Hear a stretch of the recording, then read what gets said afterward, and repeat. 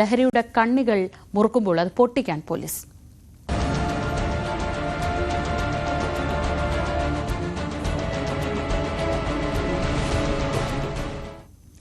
അന്തർ സംസ്ഥാന കഞ്ചാവ് കടത്തുകാർ അതിഥി തൊഴിലാളികൾ എന്ന പേരിൽ എറണാകുളത്ത് തമ്പടിച്ചിട്ടുണ്ടെന്ന നിഗമനത്തിൽ എക്സൈസ്.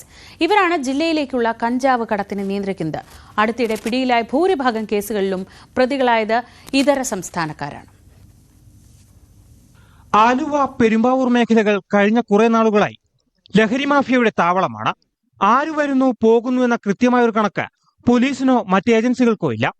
എല്ലാ കൾട്ടിവേഷനും എല്ലാം നടക്കുന്നതെല്ലാം നോർത്ത് ഇന്ത്യ ബേസ് ചെയ്തിട്ടാണ്. ഇപ്പോൾ സിന്തറ്റിക് ഡ്രഗ് ആണെങ്കിൽ ബാംഗ്ലൂർ, മൈസൂർ, ഹൈദരാബാദ്, ഗോവ എന്നിങ്ങനെ ഏരിയകളിലാണ്.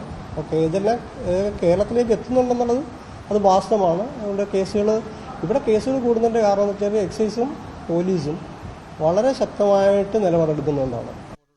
കഴിഞ്ഞ ദിവസം ആലുവ റെയിൽവേ സ്റ്റേഷൻ പരിസരത്തു നിന്ന് ഉപേക്ഷിച്ച നിലയിൽ 14 കിലോ കഞ്ചാവാണ് കണ്ടെടുത്തത്. ഒഡീഷയിൽ നിന്നുമാണ് കൂടുതൽ കഞ്ചാവ് എത്തുന്നത്. കഞ്ചാവ് കച്ചവടത്തിന് പിറകിലുള്ളതും ഇവർ തന്നെയാണ്. കച്ചവടം നടത്തി അടുത്ത തീവണ്ടിയിൽ തന്നെ മടങ്ങിപ്പോകുന്നതാണ് ഇവരുടെ രീതി. റെയിൽവേ പോലീസിന്റെ സഹായത്തോടെ കൂടുതൽ പരിശോധനയ്ക്ക് ഒരുങ്ങുകയാണ് പോലീസും എക്സൈസും. ന്യൂസ് 18 കൊച്ചി.